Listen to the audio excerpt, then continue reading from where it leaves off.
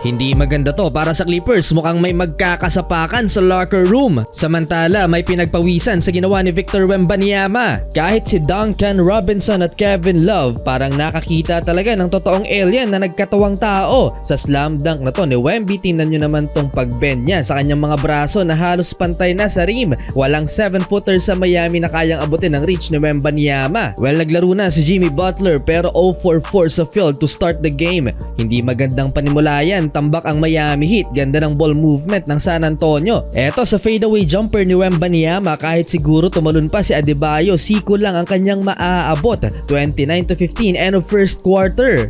Second quarter, another dunk by Wemby. Tumabi na lang si Bam Adebayo. Masyadong mabilis ang mga pangyayari. Bawi agad sa opensa ng Heat si Bam at two-handed dunk ang sinagot niya kay Wembanyama. Eto pa isa, lower body ni Wemby ang inatake ni Bam Adebayo sa pool sa bodega.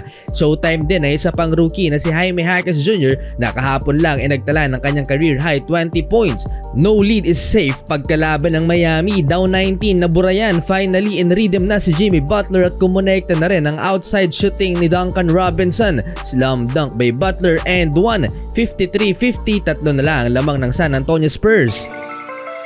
Third quarter, patay ang butiki kay Jimmy Butler nang mag-contest sa kanya si Wemby, pero iwan si Wembanyama kay Duncan Robinson. Hesitation lang pala ang katapat ng rookie Kevin Love ang naging catalyst sa opensa ng Miami Heat with 12 points. Kaya nagawa na nilang lamangan ng Spurs. Awkward moment pa si Love at Wemby sa pag-rebound. Dahil sa 4-point play ni Malaki Branham, Spurs take back the lead 84-82.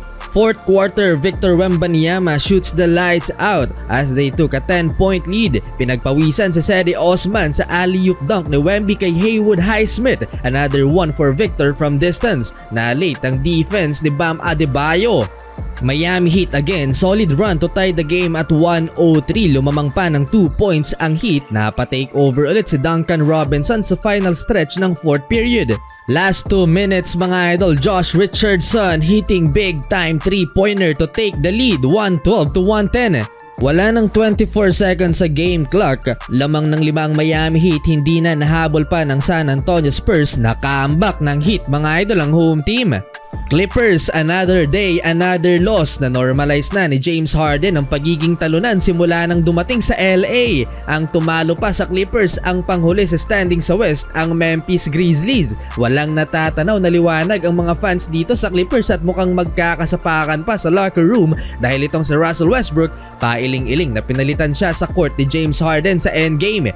Hindi magkaintindihan mga idol. Final score sa game na ito 104-101. 4 straight losses since naglaro si The Beard, habang sa Philly, Tyrese Maxey mga idol drops 50 points kontra sa Indiana Pacers. Mukhang masaya silang napalayas na sa Sixers si Harden at 8-1 na ang kasalukuyang record ng Philly, number 1 sa East.